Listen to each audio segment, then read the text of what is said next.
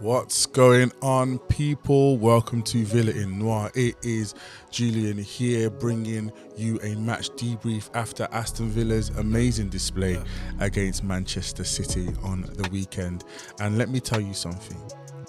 I think that was one of the greatest defensive masterclasses from the Villa boys, and evidently a defensive masterclass that was set out by Unai Emery. Before I do anything today, make sure you like, comment and subscribe to the channel. We're creeping our way up to 400 subscribers. I'd love for you to get involved and share this with people so that this can get all out into the Aston Villa ether. It's a good time to be a Villa fan right now. We are seemingly getting our act together. The frustrations we had at the beginning of the season aren't there anymore. The areas that we were struggling with seem to have been addressed.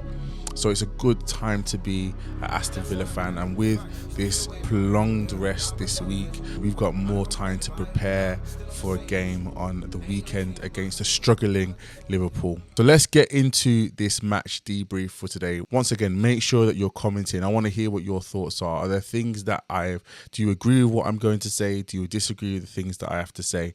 And let me know what your thoughts are. All are welcome.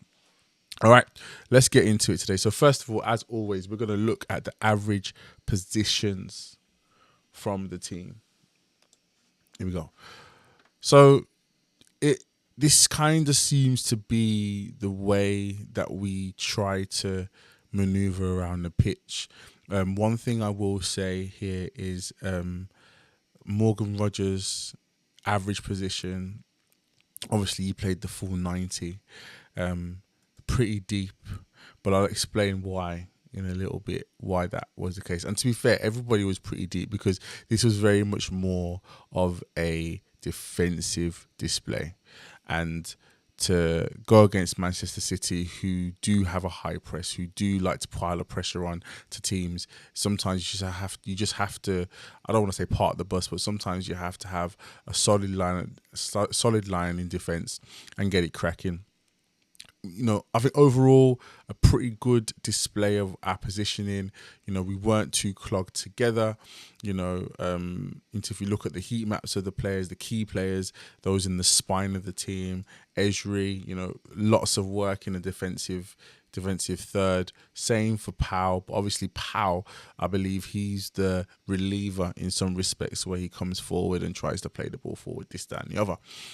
Two key players for us on the weekend, obviously, whereas our double pivot of Onana and Kamara.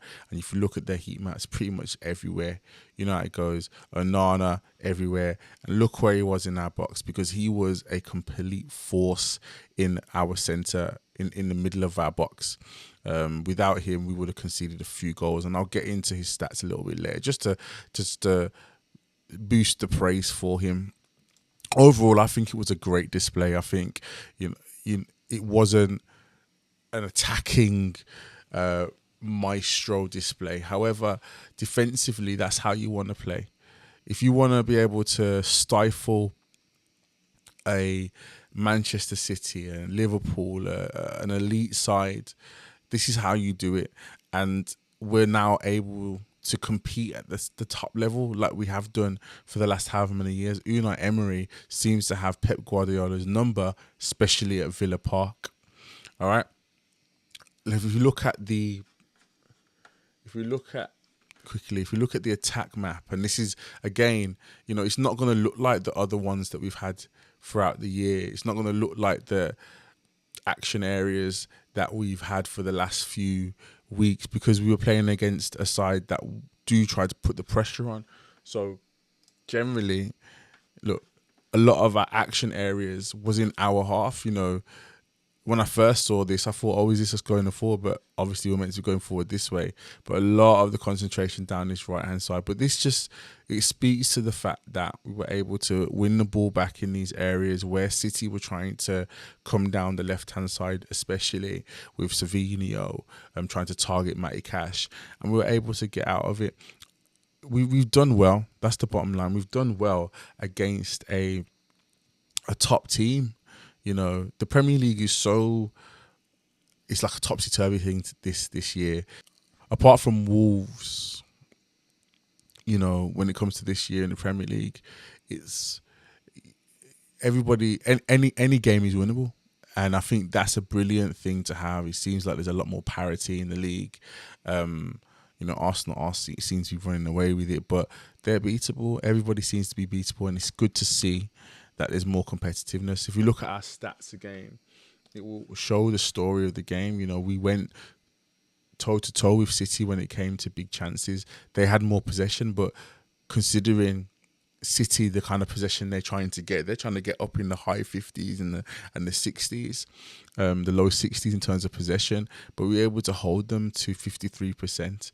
You know, yes, they had double the amount of shots as us, but were they viable shots? You know, considering they had 18 shots, only 2 big chances.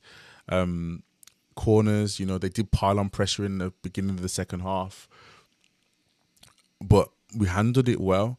You know, I think in terms of the equilibrium of the game, considering who we're playing, we've done pretty well. We've handled our own. I did kind of talk about it a little bit on Sunday, but the stats weren't there to be seen. But Andre Onana had an absolutely giant performance on the weekend, and I think if we look at his stats, we're able to see exactly how important he was, especially in defensive. In a defensive space. You know, first of all, he had 98% pass accuracy, 42 out of 43 passes, which means he was holding on to the ball, which means that he was able to soak on the pressure. He had 2 out of 3 tackles, one interception, 3 clearances, 4 block shots, and, you know, he never got dribbled past at any point in time. That is a performance that we needed, where, if I'm honest, I was a bit hesitant about him starting, especially because of how well Lamar Bogard has played in his absence. But this speaks to the depth that we got, especially in the centre midfield area. I want to talk about how Unai changed his defensive philosophy against, well, when we saw what City were going to do. So City sent out their side and said it was going to be a 4-1-2-3 or 4-1-4-1, and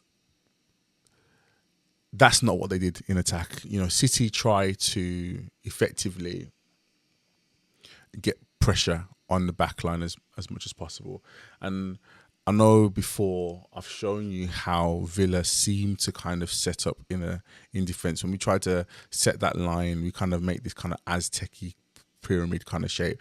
And the key thing is that Rodgers and Watkins are quite fluid in terms of filling the gap here. Yeah. Now, when you're playing against a team that does this generally, so if I show you how in this formation, how a normal team would kind of set up, you probably have, they'd probably work to have Haaland on the shoulder of the centre backs, you know, your 2 box midfielders here.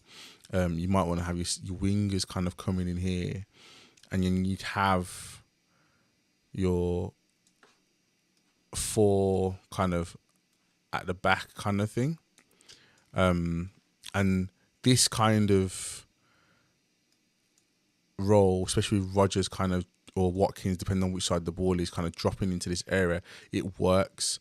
Now, this is what City were trying to do, which in the first half, which kind of changed how we had to defend.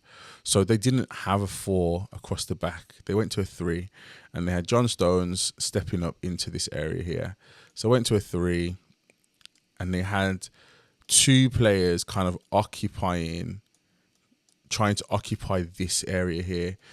And what was happening is that one of them was able to jump into this little gap here, and sometimes Rodgers didn't kind of track it, and then you'd have a situation where there was all this space to kind of run into. You have Haaland, kind of these guys running in behind, especially because Kamara and Onana were kind of tasked with kind of keeping Bernardo Silva and Phil Foden kind of in their sights.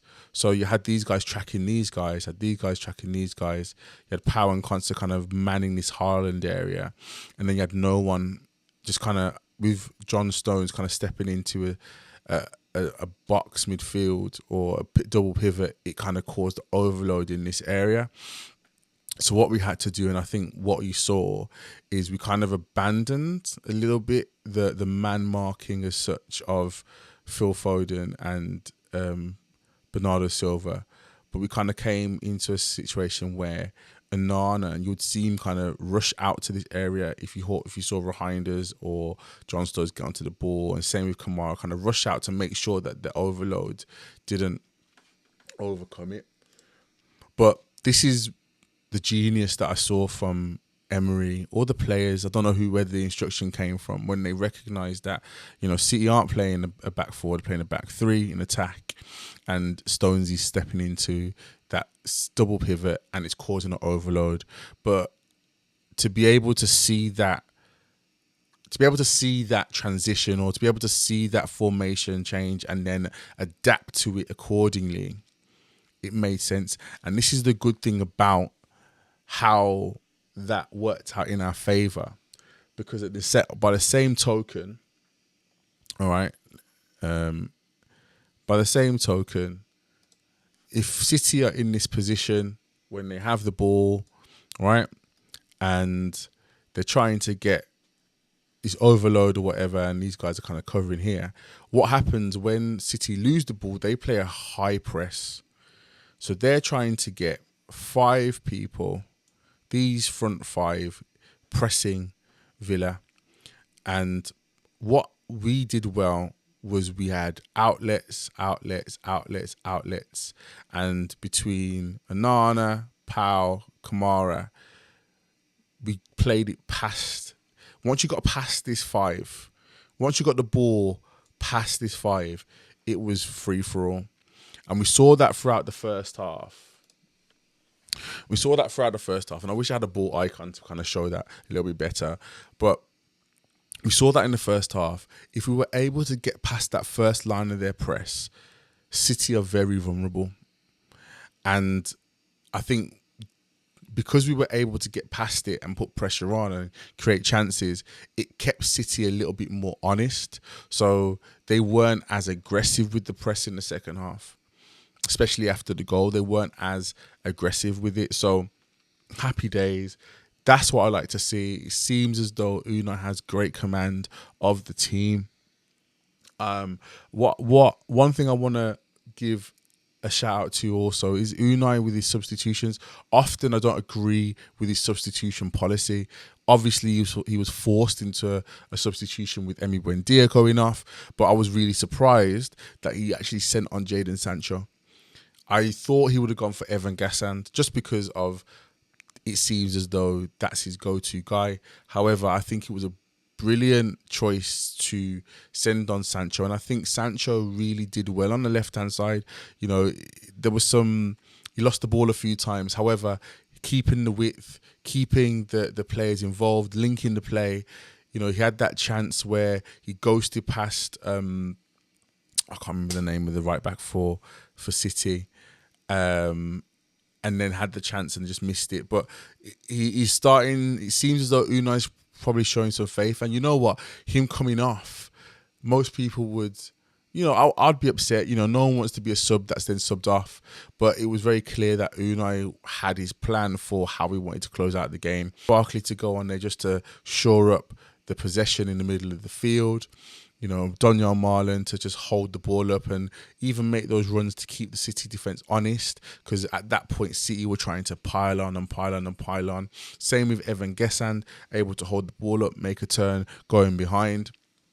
There was a couple yellow cards that City picked up in the last 10 minutes just because I think the substitutions that were made kept them honest.